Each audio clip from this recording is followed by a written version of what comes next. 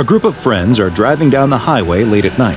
They're on their way home from a concert, and after the long night of dancing and partying, all of them are feeling quite tired.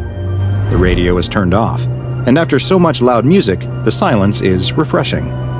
No one is talking at all, and in fact, the driver notices that both his girlfriend sitting next to him as well as his friend in the back seat have fallen asleep. The driver tries to make sure that he doesn't do the same as the car moves down the long stretch of straight, empty highway. The driver's eyes start to grow heavy, though.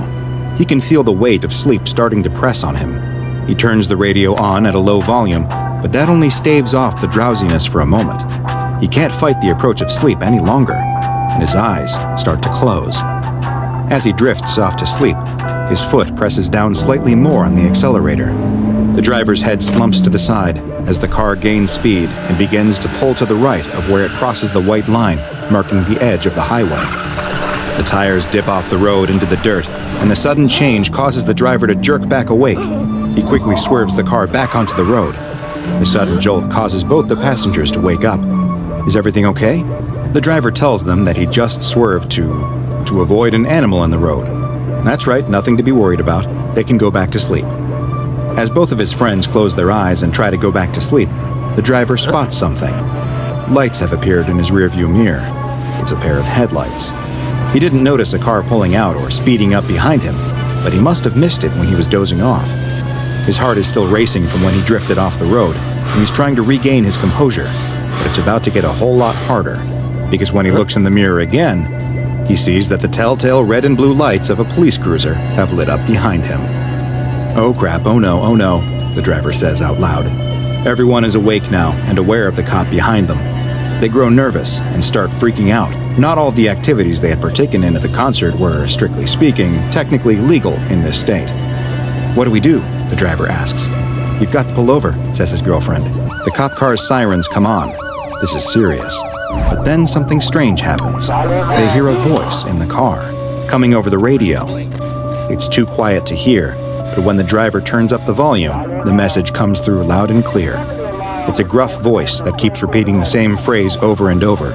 "You better run." How is this message coming over the radio? They don't know, but the passenger in the back seat agrees with the voice. They've got to try and run. They have to get out of here. The driver's girlfriend is screaming to pull over. The cop car speeds up and is right behind them now, almost on their bumper. Its lights flashing and sirens blaring. The driver doesn't know what to do. Should he pull over? Should he try to run? Everyone is yelling. He starts to push down on the accelerator, but then thinks better of it. There's no way this old car can outrun a cop. Finally, he makes the decision to brake and starts to pull the car to the side of the road.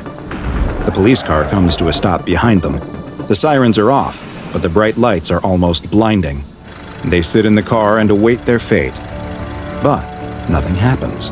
The car is just sitting there behind them. After what feels like a long while, the door of the cop car finally opens. The three passengers watch silently as a highway patrol officer steps out and begins approaching their car.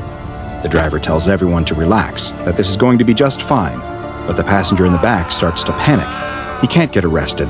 If he does, it will mean that he loses his scholarship. He'll get kicked out of school. His whole life will be over. The highway patrol officer reaches the car. Despite it being late at night, he's wearing dark aviator sunglasses that cover half of his face. He stands in front of the door to the car and waits. The driver, feeling nervous and afraid, rolls down his window. The police officer doesn't move or react, though. He just keeps standing next to the car. Good evening, officer," the driver says. No response. The driver turns and looks at his girlfriend in the front seat, but all she can do is shrug. He turns back to the highway patrolman. "Did we do something wrong?" There's another long pause, but then the patrolman finally reacts. He bends over and leans in close, sticking his head practically through the open window and putting his tight-lipped face right next to the driver's. Do you want my license and registration?" the driver asks. The patrolman doesn't respond. He reaches up and slowly grabs the side of his dark aviator sunglasses. He pulls them down, and the driver finds himself staring into a pair of bright, red, glowing eyes. Evil eyes. Everyone in the car starts to scream as the thing standing in front of them opens its own mouth to reveal a big, black, gaping hole with no gums or teeth, a horrifying void in its face that screams right back at them.